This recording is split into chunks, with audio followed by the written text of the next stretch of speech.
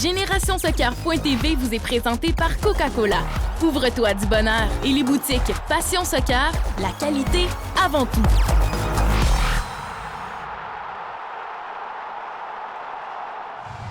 Ici Marie-Christine Pinochet. Bienvenue à ce nouvel épisode de GénérationSoccer.tv.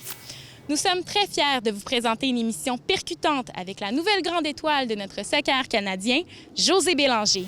Josée s'est révélée comme étant une joueuse internationale exceptionnelle pendant le mondial féminin de la FIFA de 2015. Nous recevons aussi Sandro Grande, qui, 6 ans après sa rupture avec l'Impact de Montréal, se confie à l'équipe de GSTV.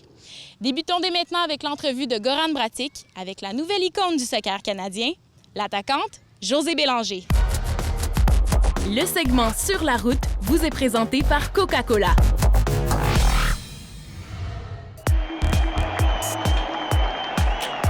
Josée Bélanger, un nom que bien peu de gens connaissaient avant la dernière Coupe du monde féminine de soccer.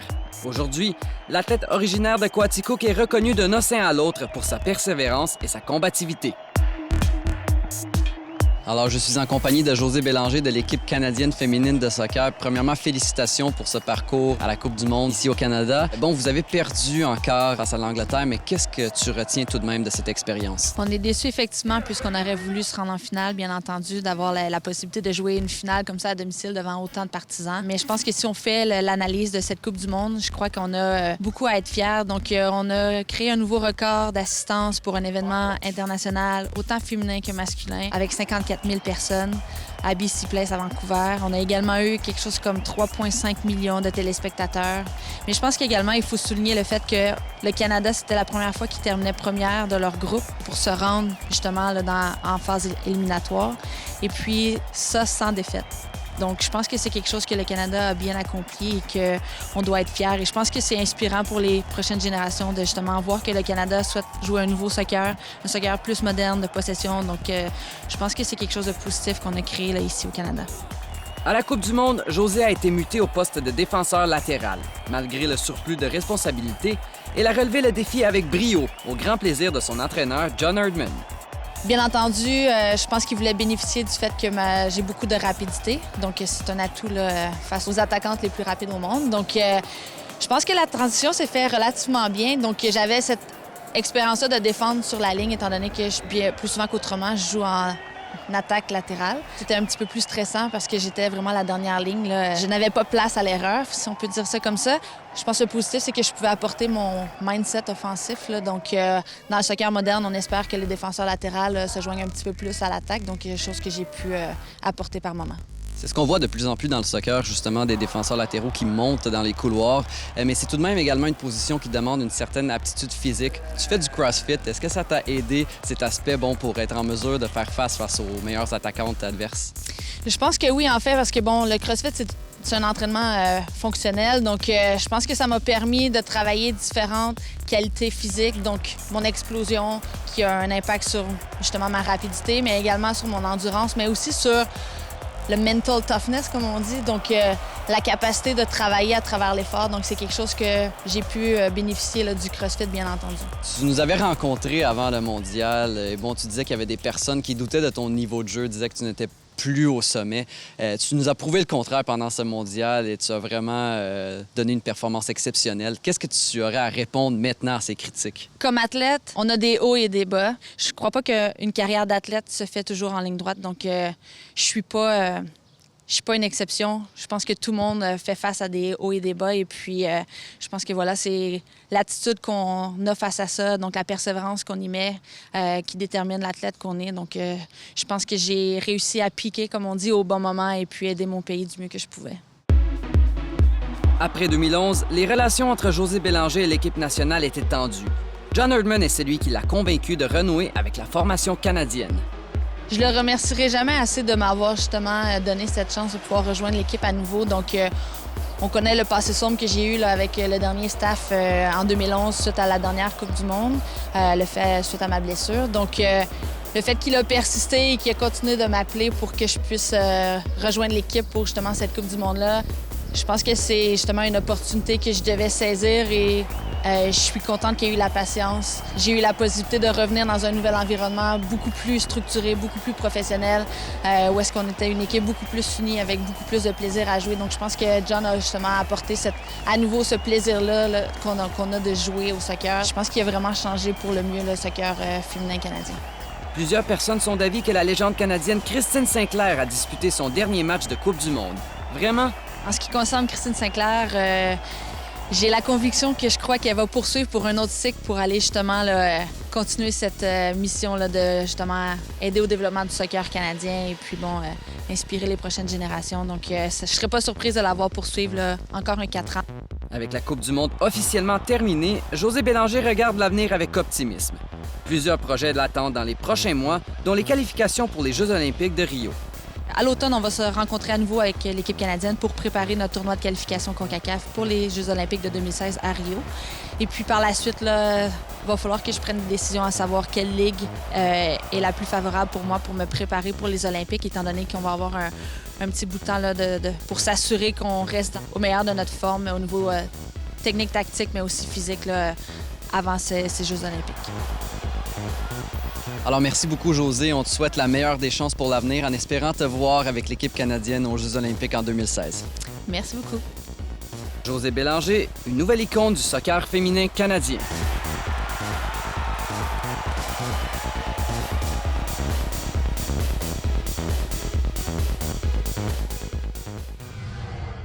Le conseil Santé Soccer de la semaine vous est présenté par Kinatex Sport Physio. Nous demandons à Stéphane Lamy, le coordonnateur médical de l'Impact de Montréal, s'il est important pour un joueur de soccer de prendre de la masse musculaire. Selon la position, on a avantage à avoir un petit peu plus de poids ou un petit peu moins de poids. Ce qu'il faut considérer, par contre, c'est que plus on prend de la masse musculaire, plus on est lourd. Plus on est lourd, moins on est rapide. Donc, ça a un certain désavantage. La quantité de masse musculaire a un certain coût associé et ça, il faut le garder en tête quand on pense à la position sur le terrain. Après la pause, l'ex-milieu de terrain Sandro Grande se confie à l'équipe de GSTV.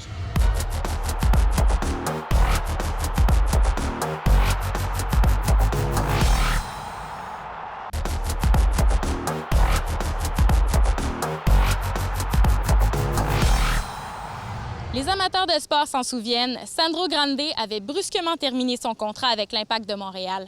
Son altercation avec Mauro Biello a longtemps fait le tour des médias. Sandro est aujourd'hui un formateur passionné qui a la réputation d'être très compétent. Goran Bratic l'a rencontré dans ses nouvelles fonctions de directeur technique.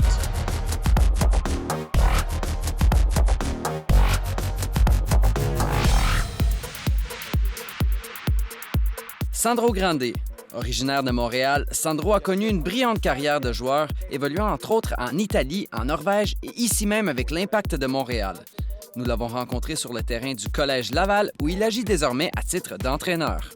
Alors, je suis en compagnie de Sandro Grande, ancien joueur, entre autres, de l'Impact de Montréal, mais qui est présentement directeur technique des Étoiles de l'Est. Sandro, est-ce qu'on pourrait revenir un peu sur ta carrière, entre autres, ici avec l'Impact de Montréal? Qu'est-ce qui se passe depuis que tu as quitté le club? Depuis ce temps, je suis allé en Europe jouer une autre année en Lituanie. En 2011, j'ai décidé de rentrer dans ma carrière d'entraîneur de foot.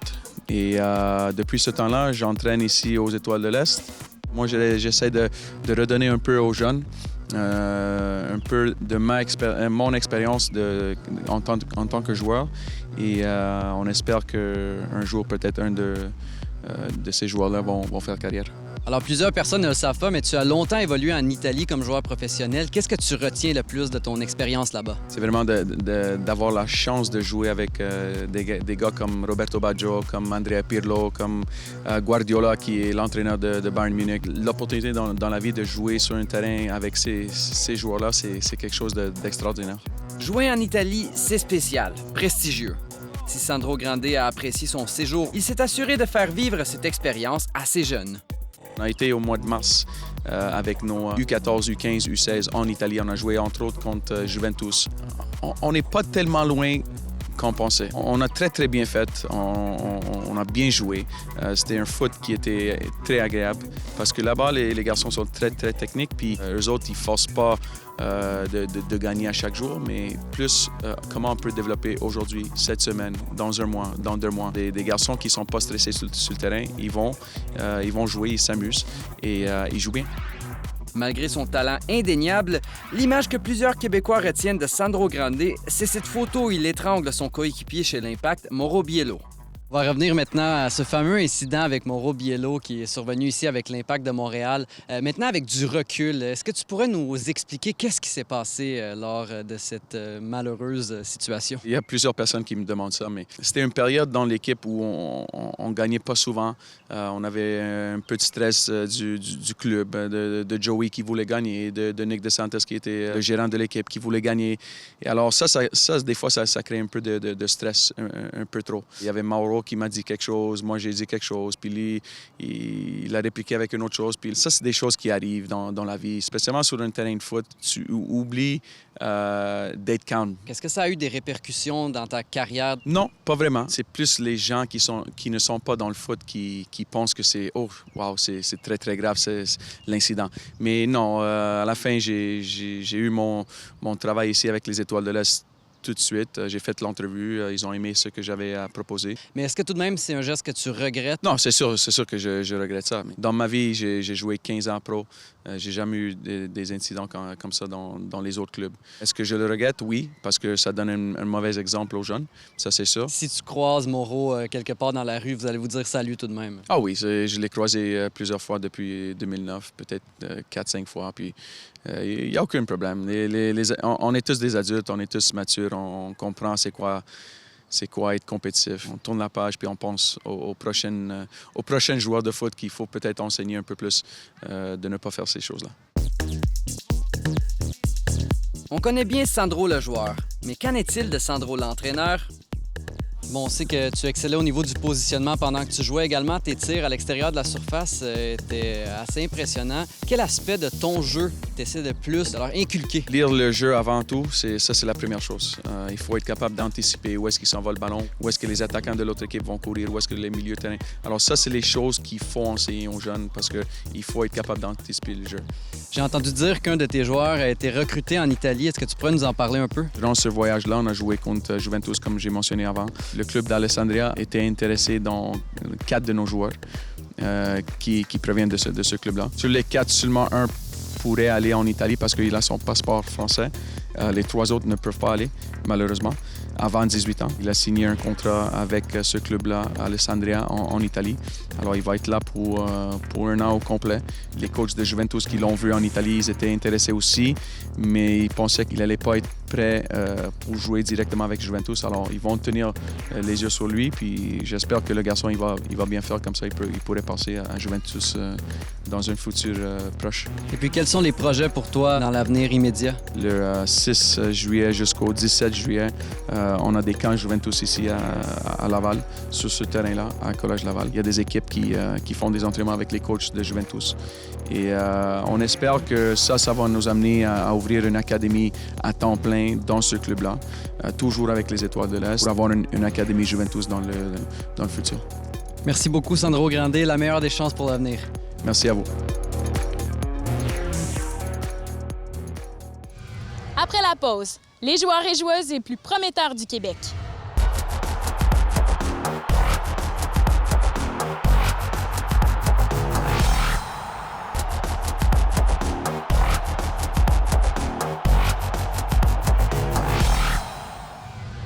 Entre les joueuses amateurs et professionnelles, il y a les semi-professionnels qui évoluent en W-League.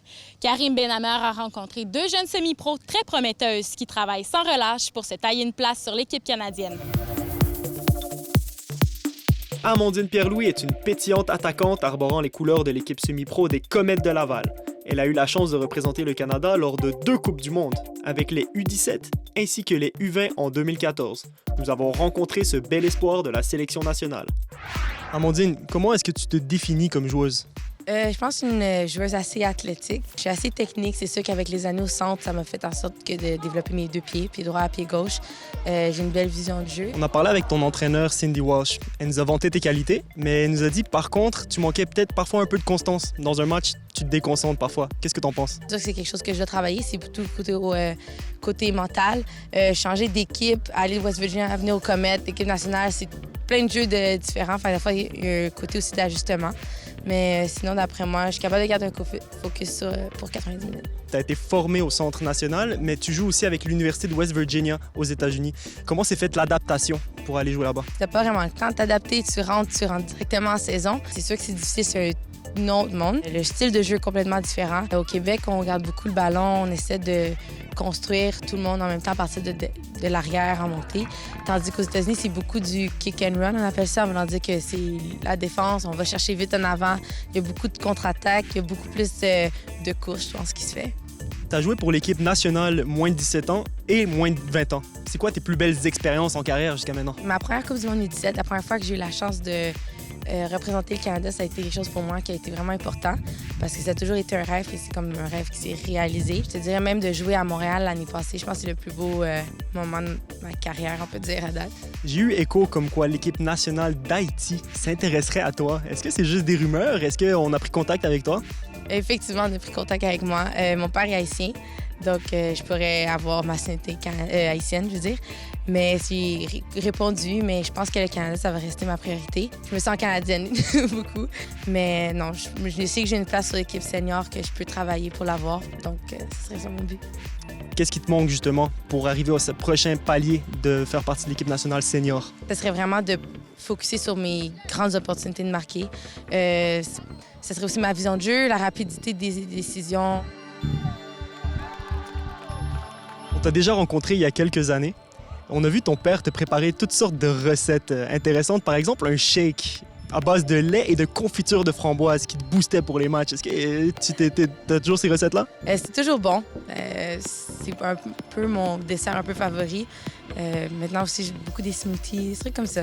Ouais, je gardais ça. C'est quoi tes projets futurs, tes objectifs, tes rêves? Même faire une place sur l'équipe senior, ça serait vraiment ça en premier. Puis juste de focuser, de m'améliorer sur les points que l'entraîneur senior veut que je travaille dessus pour être au prochain niveau.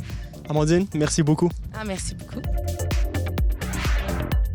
Lors d'un prochain topo, nous continuerons avec les filles semi-pro. Cette fois-ci avec la coéquipière d'Amandine, Vanessa Grégoire, milieu de terrain des Comètes de Laval et autre brillante espoir de la sélection nationale canadienne.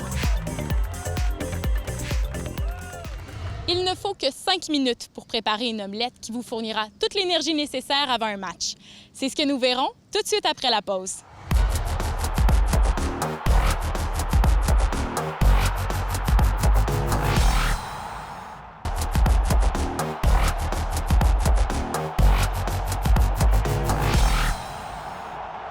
Il ne faut que 5 minutes pour préparer une omelette qui vous fournira l'énergie nécessaire pour bien performer. Stéphane Fontaine nous montre comment préparer l'omelette d'avant-match. Le segment Nutrition Soccer vous est présenté par les œufs.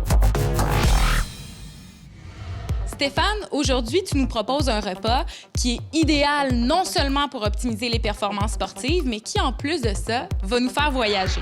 Oui, en fait, aujourd'hui, je vous propose une roulade d'omelette façon Athènes. Et tu disais tout à l'heure que l'omelette est rapide à faire, mais aussi rapide à digérer. Oui, on peut la consommer 2 heures avant un match ou un entraînement, la servir avec une belle salade de roquettes et ça se cuisine en même pas 5 minutes. Alors, on va aller voir ça en cuisine. On y va? Notre omelette d'avant-match contient environ 450 calories, 15 grammes de glucides et 20 grammes de protéines. Nous vous suggérons de consommer l'omelette environ 2 heures avant l'entraînement pour être au meilleur de vos performances. Vous aurez besoin de coriandre fraîche, d'œufs, d'olive Kalamata, d'un mélange d'épices grecques, du lait et d'une garniture assortie. Cassez 2 œufs dans un bol, ajoutez-y un peu de lait et fouettez jusqu'à l'obtention d'un mélange homogène. Versez le mélange d'œufs dans un poêlon, ajoutez les épices, les olives tranchées, la garniture assortie, la coriandre et pliez l'omelette en 2. Et voilà le travail! Stéphane, tu me disais un peu plus tôt que ton but aujourd'hui avec l'omelette, c'est nous montrer que les possibilités sont illimitées. Oui, en fait, on a cuisiné l'omelette de base au départ pour ensuite ajouter notre garniture au centre, refermer le tout, terminer la cuisson et vraiment, toutes les saveurs sont concentrées. Mission accomplie. Merci Stéphane. Ça fait plaisir. On va aller voir Ève Crépeau qui répond à notre question de nutrition de la semaine. Je suis avec la nutritionniste sportive Ève Crépeau. Ève, il y a des gens qui ne jurent que par la whey protéine, l'isolate, mais est-ce que c'est réellement un incontournable? Absolument pas. En fait, l'idée pour bien récupérer, c'est d'avoir une collation qui est riche à la fois en glucides et en protéines. En fait, on veut retrouver le ratio 3:1, c'est-à-dire 3 fois plus de glucides que de protéines. L'erreur que beaucoup de gens font, c'est qu'ils prennent leur whey, leur isolate, tout ça, uniquement avec de l'eau. Alors là, je me retrouve avec une collation qui est 100% protéines, ce qui est vraiment pas l'idéal pour bien récupérer. Pourquoi? Parce que les protéines, en fait, c'est le matériau de base pour faire les muscles, oui, mais sans glucides, sans énergie, j'arriverai jamais à faire des muscles, à bien récupérer. D'où l'importance d'avoir le ratio 3:1 dont je te parlais tantôt. Merci, Ève. Ça me fait plaisir.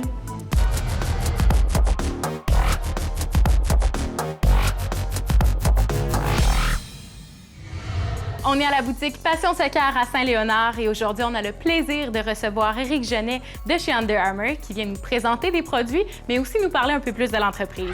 Éric, bienvenue. Merci beaucoup. Alors, c'est une jeune entreprise et qui pourtant est déjà un des équipementiers sportifs les plus importants. Qu'est-ce qui explique une croissance aussi rapide? C'est le fait que le propriétaire et tout le monde dans l'entreprise, eux autres, ce sont des athlètes. Ils sont toujours en train de chercher des petits trucs pour aider l'athlète devenu meilleur. Vous êtes présent dans le domaine du sport, mais aussi au niveau militaire. C'est le seul brand athlétique où on trouve des guerriers ou ballerines qui portent du Under Armour. On est dans pratiquement tous les sports. On parlait de croissance exponentielle tout à l'heure. Oui. En ce moment, vous vous situez où sur le marché? Présentement, on est fiers de dire que nous sommes deuxième dans l'Amérique du Nord. À Montréal et au Québec, on est numéro 1. Non seulement en nombre de dollars, mais aussi en nombre de quantité. Puis là, on parle d'innovation encore une fois. Aujourd'hui, il y a certains modèles que tu viens nous présenter dans lesquels vous avez utilisé des nouvelles technologies. Dans notre soulier de soccer, on utilise une technologie qui s'appelle Clutch Fit. C'est un genre de caoutchouc qu'on met sur le soulier. Tu as du Clutch Fit qui contourne ton pied, qui garde ton pied en place sans ajouter du poids. Ça reste toujours très flexible, très respirant, très léger, qui sont tous des besoins d'un joueur de soccer, par exemple. Puis en terminant, Under Armour a fait les recherches les plus poussées qu'ils ont jamais fait pour développer un nouveau produit qui va sortir dans la prochaine année. Je te laisse nous en parler. Donc, en 2016, il va y avoir un produit qui s'appelle Cool Switch. C'est un mélange de 3 minérales qui est appliqué à l'intérieur de nos vêtements. Et à quoi ça va servir? Ça va rendre l'athlète plus froid. Et comment ça fonctionne? Aussitôt que la sueur touche, il va avoir un effet refroidissant. Ça va permettre à l'athlète de performer encore mieux. Alors, c'est la nouveauté pour 2016. Exactement. À surveiller. Oui, exactement. Merci beaucoup, Éric. Merci à toi aussi. Nous espérons que cet épisode de Génération Soccer.tv vous a plu. C'était Marie-Christine Pinochet. À la prochaine. Génération Soccer.tv vous est présenté par Coca-Cola. Ouvre-toi du bonheur et les boutiques Passion Soccer, la qualité avant tout. L'équipe de Génération Soccer.tv est habillée par Diadora.